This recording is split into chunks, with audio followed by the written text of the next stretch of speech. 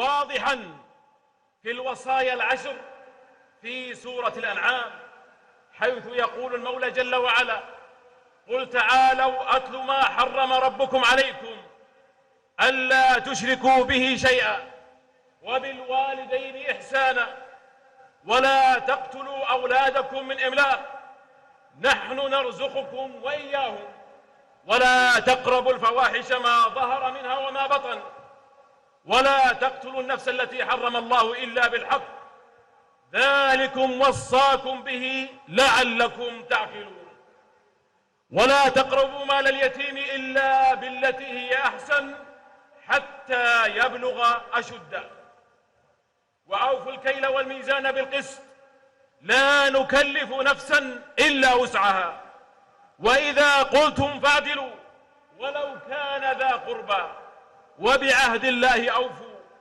ذلكم وصاكم به لعلكم تذكرون وأن هذا صراطي مستقيما فاتبعوه ولا تتبعوا السبل فتفرق بكم عن سبيله ذلكم وصاكم به لعلكم تتقون. وفي السنة المطهرة أحاديث متعددة في هذا الباب. يقول النبي صلى الله عليه وسلم: إن المؤمن لا يدرك بحسن خلقه درجة الصائم القائم.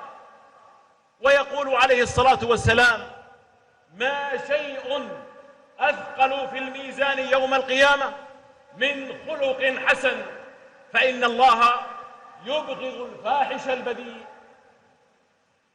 وتجلى النبي صلى الله عليه وسلم في سلوكه وتعامله بأعظم خلق حتى أثنى عليه ربه فقال جل وعلا: وإنك لعلى خلق عظيم.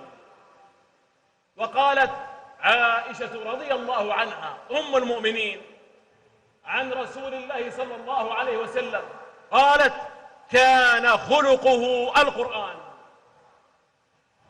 وبين صلى الله عليه وسلم بأن رسالته حافلة بالقيم الأخلاقية فقال: إنما بعثت لأتمم مكارم الأخلاق، وفي رواية صالح الأخلاق.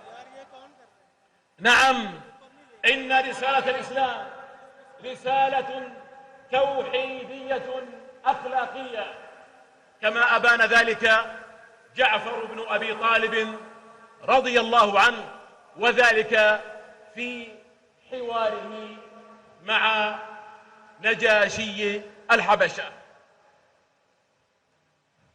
والحضارة الإسلامية عباد الله حضارة أخلاقية في تأسيسها ومنهاجها وأهدافها. قدمت للإنسانية نماذج بشرية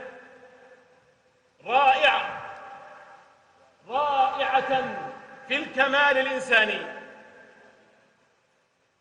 نماذج في العفة والنزاهة والصدق والأمانة والوفاء بالعقود والعهود والحلم.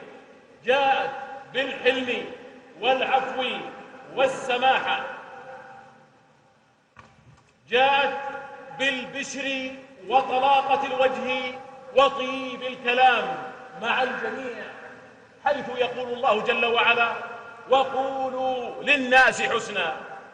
بل حثت على مقابلة السيئة بالحسنة، يقول جل وعلا: ولا تستوي الحسنة ولا السيئة ادفع بالتي هي أحسن فإذا الذي بينك وبينه عداوة كأنه ولي حميم.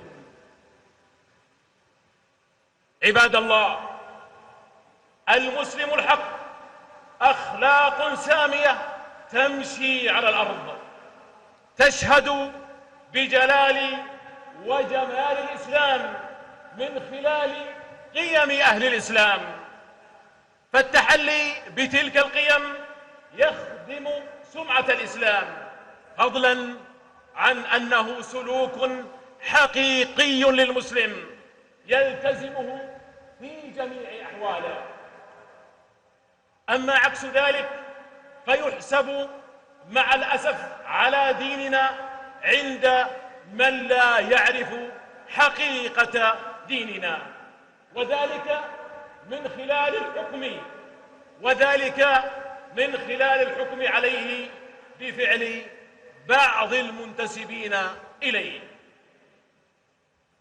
وهذا العمل المسيء هو في عداد الصد عن سبيل الله. رحم الله عبدا أحسن إلى نفسه بالتحلي بأخلاق